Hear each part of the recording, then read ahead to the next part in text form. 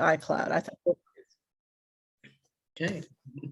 So I want to thank you all for coming today, and we'll just admit folks as they come in to the program. I'm Julie McClintock.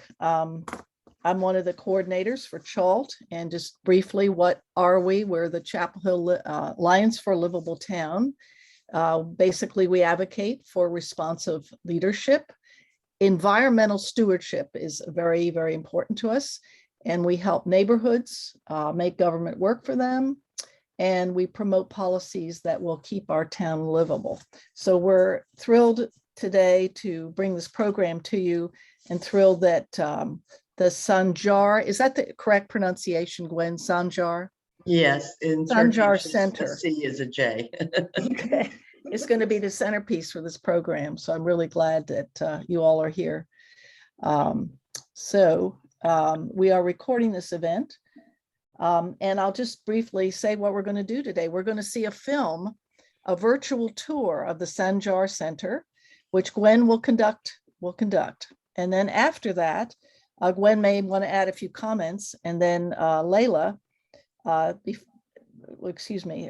after the film, we'll hear from Tom Henkel, who's going to share with us the important zero carbon aspects, sustainable features of this amazing building that Aziz and Gwen built following Aziz's receipt of the Nobel Prize. And then after that, Laurie Potticelli is with us from the Visitor Center. And then we'll have kind of a panel of all these guests answer questions. So I'm going to turn it over now to Linda Brown, who's also a CHALT leader. And Linda, leave the introductions to Linda. Thank you, Julie. Welcome, everyone. Our program today should be very, very interesting. I'd like to introduce you to our special guest participants who've joined us on this call. They are Gwen Sanjar, Chief of Operations at the Sanjar Center, and UNC Professor Emeritus of Biochemistry and Physics, and wife of Aziz Sanjar. Also, Tom Henkel, Wagner College Professor Emeritus of Physics and Specialist in Sustainability. We also have Laurie Potticelli, Director of the Orange County Visitor Center. And our filmmaker is with us as well, Layla Moavinzadeh. Welcome to you all. I will now turn the screen over to Layla, who will say a few words about the film you are about to see. Layla? Hey, can everyone hear me? I was having some internet issues earlier. We good? Yes, okay. we can. Great. So my name is Layla, and I'll first say that I feel really lucky to have met Dr. Gwen Sanjar and to have spent some time in the center, which is really a special place. My goal in making the film was to showcase the center in a way that wasn't otherwise available. Gwen mentioned earlier that they have a really nice website, and you can see some photos there and learn more about the space itself and events and things like that. And then, as Julie mentioned, Tom will talk about the environmental features in more depth. So I was wondering, like, what can I bring to the table that's new with this film? So I was particularly struck by the like quality and depth of the relationships that Gwen and Aziz have built both in Chapel Hill and in Turkey, which kind of show up throughout the center in the form of donations and artwork and things like that. And I was also very struck by their vision for the center's role in Chapel Hill as like a gathering place for people to come together from different cultures. And Gwen mentioned to fight prejudice, which seems like a really lofty goal, but I think it's actually attainable here. So I wanted to create something that honored them and their vision, and of course, showcasing some of the beauty of the space itself and some of the environmental features. So I hope that the film captures even an ounce of all of that, and we'll make the link available after the fact as well. And it will be available to everyone on YouTube, so just quite wonderful. All So right. I have a quick question. Is there a narrative with it already, or are you expecting me to narrate as you go through it? Oh, you're in there already, Gwen. Okay, good. It makes it Good. easy. All Yep. right, so now we'll see if Julie can come through on the technical aspects here. All right, ready? Okay. All right. And sorry, real quick, Julie, if you could, do you see the little like settings wheel? Yes. Yeah, can you click on that where it says HD in red? Oh, And yes. just make sure that it's set to the 1080. Okay, perfect.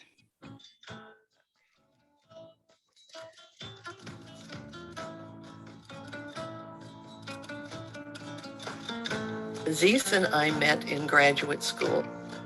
He was a student who had come from Turkey to the United States to learn how to do molecular biology. We came to Chapel Hill in the early 1980s as faculty in the Department of Biochemistry and Biophysics at UNC Chapel Hill. In 2015, Aziz won the Nobel Prize in Chemistry for work that he had done on DNA repair. When Aziz won the Nobel, we decided to go big. This is the Aziz Singwen Sancar Turkish Cultural and Community Center. The Turkish Cultural Center that we have built is really a monument to the Turkish people.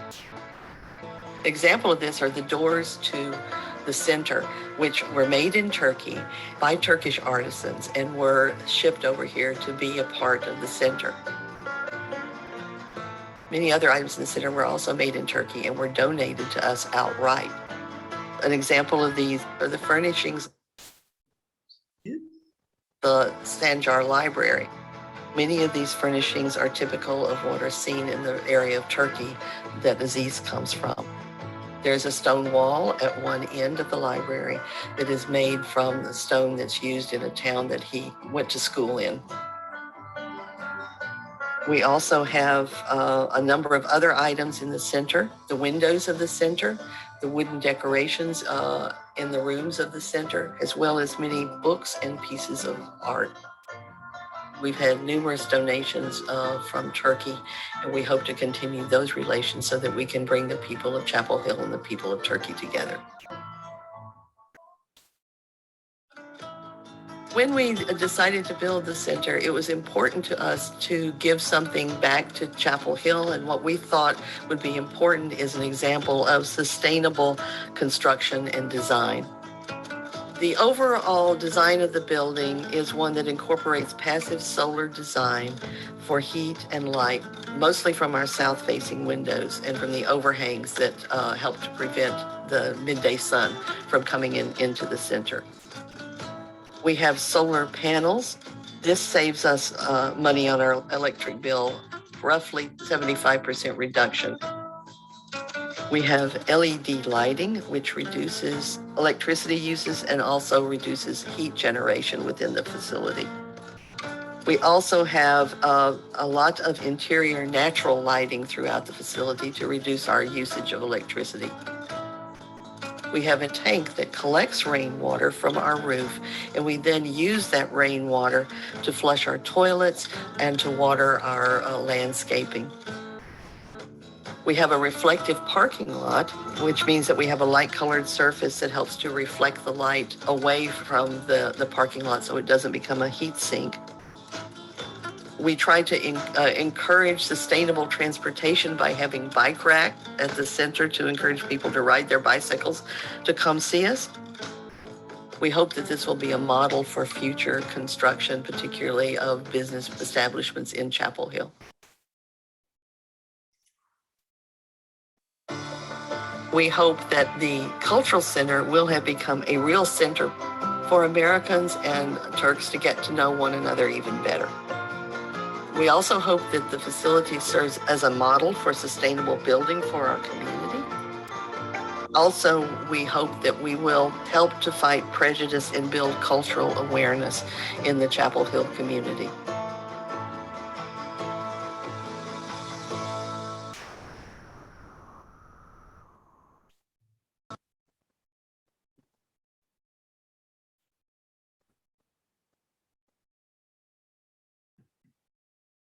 Nicely done, Layla. Thank you, Layla. So Gwen, do you have any comments? It's the first time you've seen it. No, as I said, nicely done. It captures, I think, a lot of the spirit behind the center, you know, why we wanted to do it, and our pride in showing off Turkey also. It's wonderful. All right. Well, I think it's time to hear from Tom Henkel, a little bit more detail on the features that are part of this building. Tom? Thank you, Julie, and good afternoon, everyone.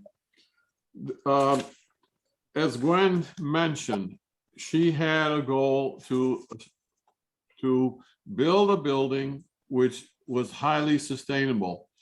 And nowadays, we're looking for energy efficiency and also reduce the carbon footprint. The building, first of all, the building envelope is highly energy efficient. It's well insulated. The windows are thermal pane windows, and there's little heat loss or gain through the windows.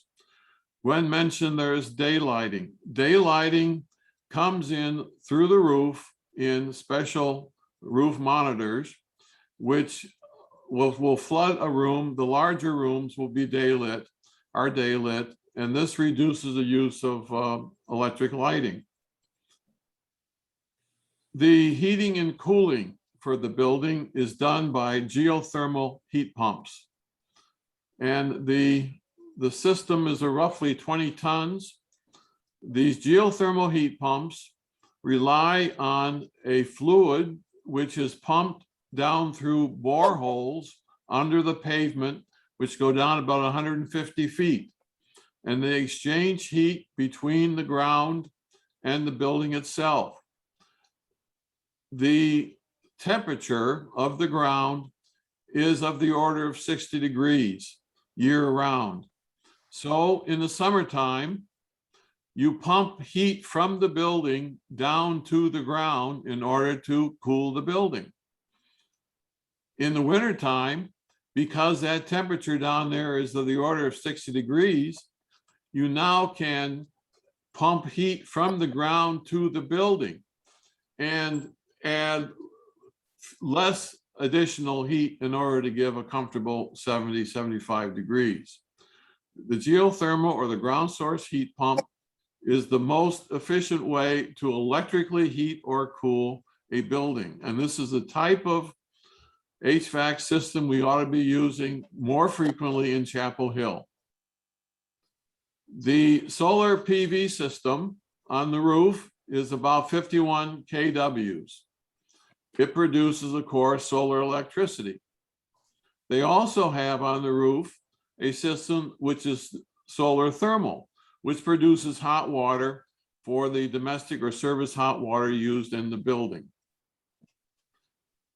The building only consumes a fossil fuel for cooking.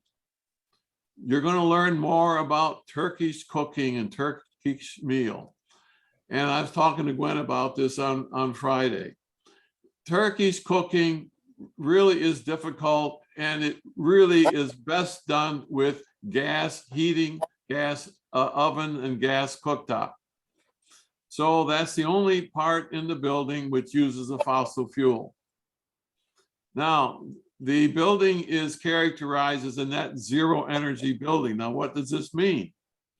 Well, during daylight hours, the solar PV system and the solar thermal hot water system will produce electricity or hot water heat needed in the building. But most good share of the time, it produces more electricity than the building actually consumes. So in North Carolina, excess solar electricity is sold back on the grid to Duke Energy, and it acts like a bank. At night, when there's no sun and the building still needs electricity, the building will now take some of that electricity back from Duke Energy, which has been banked. Okay, so there's exchange constantly between solar electricity produced and electricity repurchased or banked from Duke Energy. Now, net zero energy means that by the end of the year, when you add up all the electricity actually used by the facility and compare it to the amount of solar energy produced and the amount of energy banked, it's net zero. You've actually purchased no more electricity from Duke than you already sold to them. So that makes it net zero energy. And again, this is the type of construction we're looking for more of in Chapel Hill as we try to fight climate change. We want to have buildings which are net zero energy and a highly reduced carbon footprint. Because this building only uses gas for cooking, its carbon footprint is very low. It's probably got the lowest footprint per square foot of any building in Chapel Hill. There are other sustainable features on this site on the outside of the building. Gwen mentioned that there's rainwater capture from the roof for gray water use or flushing toilets inside the building and for irrigating the outside spaces. They also have on the outside other features to handle stormwater runoff, which is one of the critical problems in Chapel Hill. There is a so-called rain garden, and there's also an artificial wetlands, so that rainwater which falls on the property is actually captured and doesn't run off right away. It's also filtered so that when it does run off, it will be cleaner than usual. But they've got the kind of stormwater management, but again, should be done for all construction on Chapel Hill rather. I'm sorry I mentioned Staten Island because I taught at Wagner College there for 29 years. As Gwen mentioned, they use LED lighting throughout the facility. In addition, with daylighting and other passive solar design, you do get some solar heating on the south-facing side of the building. In the wintertime, the sun is lower and there is some sunlight coming in, which will add some solar heating. In the summertime, when the sun is higher in the sky, the overhang on the south side of the building shades the building so we don't get sunlight coming in during the air conditioning time during the summertime.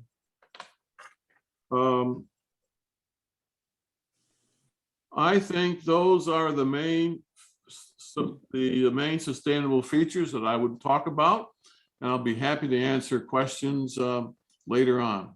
But again, this is a type of construction I'd like to see more of here in Chapel Hill. Thank you so much, Tom.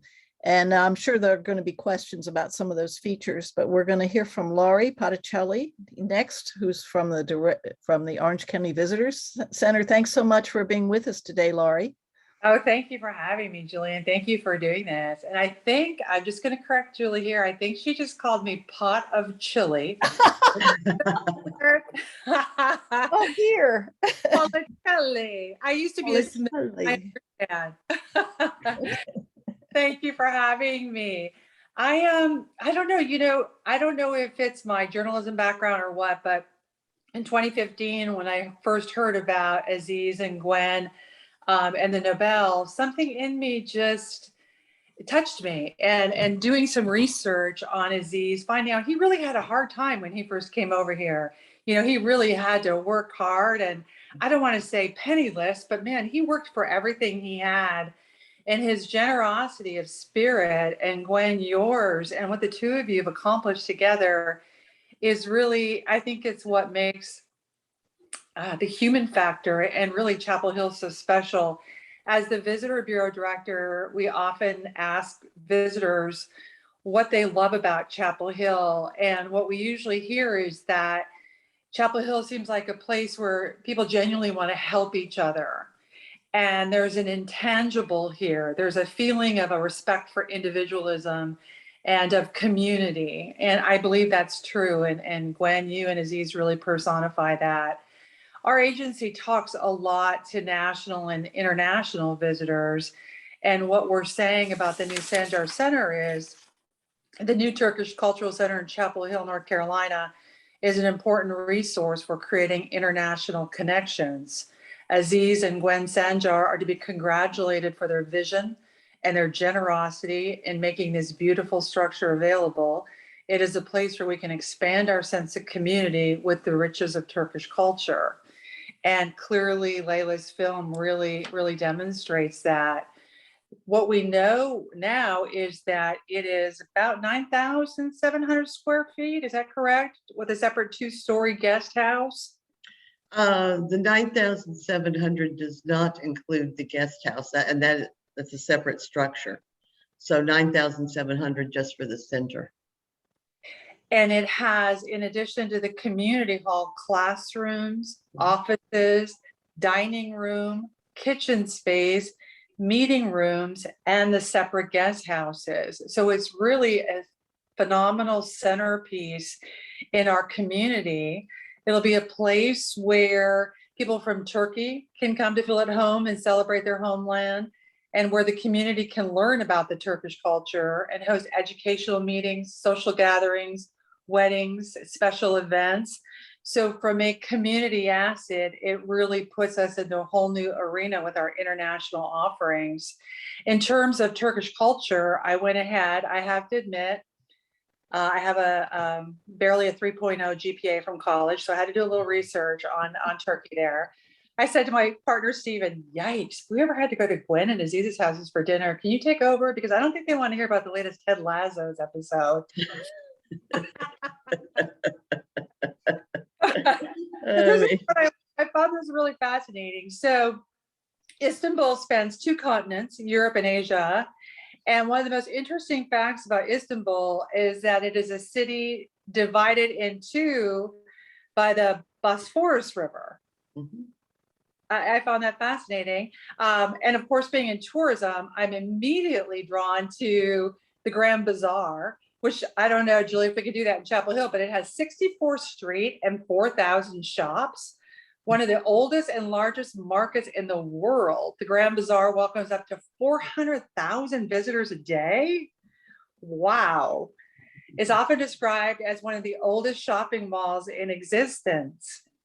And I tell you, the foodie in me really loves that Turkey is responsible for 75% of the world's hazelnut exports. Yeah, baklava, here we come. All right, now here's an interesting fact, since we're learning about Turkish culture. I don't know if this is true or not. Santa Claus was born in Potara, Turkey. Saint Nicholas, the historical figure behind the man we know as Santa Claus, was born in Potara, Turkey in around 300 AD. A holy man, people believed he performed many miracles in his lifetime, including saving sailors from sinking ships. All right, I'm sold. But this is a tremendous asset. It's a tremendous opportunity for cross-cultural promotions. It's a great asset for the Visitor Bureau to welcome new guests. And really, your generosity of spirit, your brilliance, your commitment to this community, it just makes us who we are. And you've been so generous with me and the first story I did, and that created so much interest. And I hope to do more stories. And just thank you, Gwen. Thank you to you and Aziz. And on behalf of the tourism and hospitality community, we really look forward to working with you more. Thank you, Lori. I will add something real quickly to your narrative. One reason I enjoyed my early interactions with Aziz so much is I knew nothing about Turkey, absolutely nothing. And so it was a whole new exploration. And I realized how in deficit our education is, when so much of what happened in Europe was actually influenced by what was going on in Turkey. But when I was taught this material, it was some dark influence to the east of Europe, that was responsible for all of this. And learning more about that country and what was going on there was really one of the things that attracted me to him. I understand. That's wonderful. It's fascinating. And the photos, I must visit. It's absolutely stunning. So I'm going to hit my suitcase to you and Aziz and tag along one day. Yeah, sounds good. Thank you so much. So now we're just going to take questions from folks. You've heard from Tom Henkel about the some sustainable features that we might emulate in other buildings in Chapel Hill. Gwen herself and all the work at the center, and Laurie, and maybe you have some questions of the filmmaker. So why don't I just open it up for questions, and let's see if I can see what people are doing here. Let's see, change my view. There we go. So just put up your hand if you want to ask a question.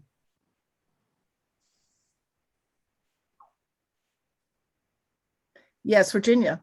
Well, I just like to make a comment because I've toured the center a couple of times with Gwen, and some things that we didn't see in the film, because it's difficult to see every possible thing, but there's this large great room where they had their first wedding, and I was particularly taken by the fact that Gwen ordered 100 chairs, and they were very nice stuffed chairs for this room. And the person who was sitting the chairs said, "Oh, it'd be just as easy to make 200 chairs." So he sent 200 chairs. Gwen can correct me when I get things wrong. And so I was really amazed by that. And then there's not one but two kitchens. So one is a catering kitchen. So if you're having a big banquet in this great room, or you're having a wedding in the great room, your caterer could set up, and it's all the things that a caterer would expect. But then there's the other informal kitchen. So when Gwen has guests over, or anyone else has a small gathering, they can use that and make things there. And it opens onto a nice patio in the back. And there's other offices and classrooms and so forth. So it's quite an extensive building, and everything is just done in the most exquisite taste you could imagine, being as it was done by Gwen. I had help. Baywan helped too. Brian, yeah. So, any other thing to add to that, Gwen? And Fred is the only thing I would add real quickly is the small kitchen that Virginia refers to is where our cooking classes are taught. And so the cooking classes are fairly intimate. We usually have 6 to 10 people in the classes, and that's it. And it's not just Turkish cooking. We're doing all manner of cooking in there. So Fred Lampa has a question. Yeah, actually I have a question for Gwen and a question for Tom. For Gwen, is the guest house going to be able to be designed to the same level of energy efficiency and carbon neutral? It has been designed already and is currently designed. It is to the same level of efficiency. Okay, a question for Tom is, why can't we get buildings like this built in Chapel Hill? I believe we are doing better in recent years. As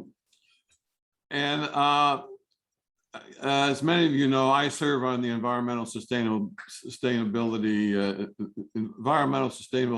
Advisory Board, ESAB of the town. So we review all developments which come before the town, and we keep pushing on developers to incorporate similar features. The most recent case we heard, I asked the question, why not go with ground source heat pumps for the HVAC system? And the excuse was, well, there wasn't enough room for that. Well, you can do 200-foot deep boreholes and find a way to do it. So it's resistance. Developers haven't looked into it. They haven't got the right architects. I'd like to see more jobs using architects like Innovative Design, who only design sustainable buildings. And it turns out when you look at a cost benefit analysis, you may have a little bit added cost to build these sustainable buildings, but there's lower operating costs, equipment lasts longer, and the cost benefit analysis, life cycle costs will show that these buildings pay for themselves very quickly. Other questions? Oh, Peter. I have a question for Tom. If you're willing to dig deep enough, can you put a geothermal HVAC system on a piece of arbitrarily small piece of land? Oh, certainly, yeah. Okay. As I said, it's roughly one well per ton. So if you've got 3 or 4 or 5 ton system for a residential house, you're going to need 5 wells, and they're spaced about 6 feet apart. So there's room. There's room for these. You can also, if you've got larger area, you can also put a horizontal field of PVC piping in there. They put them down about 6 feet below the frost line. So there's either do a horizontal field or do boreholes. But yes, these can be done for residential. They can be done for commercial, certainly. And again, it's the most efficient way for electric heating and cooling. So I'm wondering if folks want to see the film again, Layla, would it be possible to put it up on the chat, to put the link up to it? That would be a little easier for you to do it than me. That would be great. Thank you. So other questions for Gwen or for Laurie? Laurie? So Gwen, Turkish is the mother tongue, I'm guessing, of most language. What does our population look like on campus of students? Well, we don't have, I don't know the exact number, it's the short answer. We do not have a great deal of Turkish students, a great number of Turkish students on campus. The ones that we do have are primarily at the graduate level or postdoctoral fellows. And part of that has to do with the admissions practices and funding practices of the UNC system. These students will never get in-state tuition. So they will have to pay full out-of-state tuition the whole time that they're here as undergraduates. Once they come here, if they come here as postdoctoral fellows or graduate students, then it's possible for them eventually to get residency and get a lower tuition. And sometimes their contract here also includes tuition. So Duke has a small number of Turkish students. Also, the largest number in the area is actually at NC State that I'm aware of. And they have a long history there of attracting Turkish students to the engineering department in particular. There were a number of Turkish engineers in that, or faculty members in that department. That's great. That's good to know. So if we wanted to host an event, we always have to ask in Chapel Hill, how many parking spaces do you have?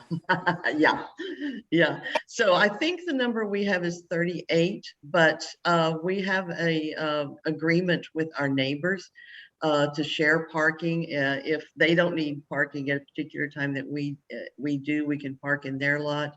And in addition, there's another neighbor down the street who has virtually nobody in his parking lot after 5 p.m. on Friday, until Monday morning. So he's also cooperating with us. So we can get, I would say, a 150 person event here fairly easily. That's not going to meet COVID standards, by the way, but I mean in terms of actual bodies in the center. That's good to know. Okay, thank you. Gwen, I have a question about the timing of the I don't know what you're calling it, for the graduate students, the additional buildings for them to stay and study. But what's the timing on that? The timing is when we get the money to do it. Okay. Yeah, so we are hopeful that we will be able to start it in the next 12 to 18 months, but that depends on donations. Other questions? Yes, Fred? Yeah, I'm assuming, and I don't have any background data here, but Gwen, is this building available to be used by the general public? Who do you contact, Okay. et cetera? What's the game Yes. plan? Yes. What do so- you rent per hour, et cetera, et cetera? So we are available to the general public when we don't need the facility. And if you go to sanjar.org, that's SANCAR.org, it's all laid out there. There's a diagram of the rooms that we have, their capacity, what they rent for. We give other nonprofit organizations a 50% discount on rentals. So we're really focusing mostly on that area. But I mean, we've had people contact us who want to have weddings here already. And so that unfortunately is not nonprofit, unfortunately for them, but they can contact us and we can negotiate. Right now, the main limiting factor is that we are still being cautious about COVID. And so while one of our rooms, for example, can hold close to 200 people, we're not filling it to even 50% capacity so that we can social distance. So Gwen, as a follow-on, earlier before the call started, you were talking about if I'm a member of the public and just want to stop by to see the Turkish Cultural Center, when is it available? So at the moment, our hours are from 2 in the afternoon until 7 o'clock at night, every day except Monday and Tuesday. And those are my 2 days off. So it's not open on Monday and Tuesday. We may shift those around. So the smart thing to do is to look on our website. We're thinking about shifting them around, particularly as we go further into non-daylight savings time, et cetera. But if I'm here, you'll see my car out front. It says Turkey on the license plate. So. It's terrific. Yes, Tom. I just want to add that the center is located with an easy walk from the Whole Foods parking lot and the not so sustainable Berkshire. So, so just everybody else have a better sense of where it is. Yep. Gwen, I just have to ask the question of the day. Forgive me, but what does Turkey look like in terms of the coronavirus? Well, my husband just came back from there and he thought it didn't look too bad at that point. The real difficulty is Turks are very social people. And so the president of Turkey and the health officials, when the numbers get bad, they have a shutdown. And people are literally shut in their apartments. They're not supposed to visit with any relatives or anything like that. You know, just stay in your apartment. And that's tough. But when the shutdown is relieved, the real problem is that everybody wants to get together with all of their friends and relatives that they haven't seen recently. So that's one reason I think that they have a tougher time. But I will say, Aziz on his recent trip went from here to Turkey, to Uzbekistan, back to Turkey and here. And he was tested either 4 or 5 times for COVID in basically like a 10-day period. So they're really doing lots of testing and trying to be aware of where they are and do something about it. Interesting. Thank you for everything. Any other comments or questions before we wrap up? Well, Gwen, you've been so generous with your time, and Pleasure. So have you, Laurie and Tom. Thank you. And Layla, I loved the film. It was just terrific, and I'm so glad that it's going to be available. So a good hand to you for that. I'm very, very pleased with that. All right. So any last comments before we wrap up? It's always fun to get out of something early. And enjoy this beautiful day. So thank you so much. Please come see us. We enjoy showing people our lovely building and teaching you a little bit about Turkey. Gorgeous. Should I just knock on the door, Gwen? Actually, I bought a doorbell the other day, so you don't have to knock anymore. Right. That's very helpful. Yes. All right. Thanks so much, everyone. Thank you. All right. Thanks, everybody. Bye, Gwen.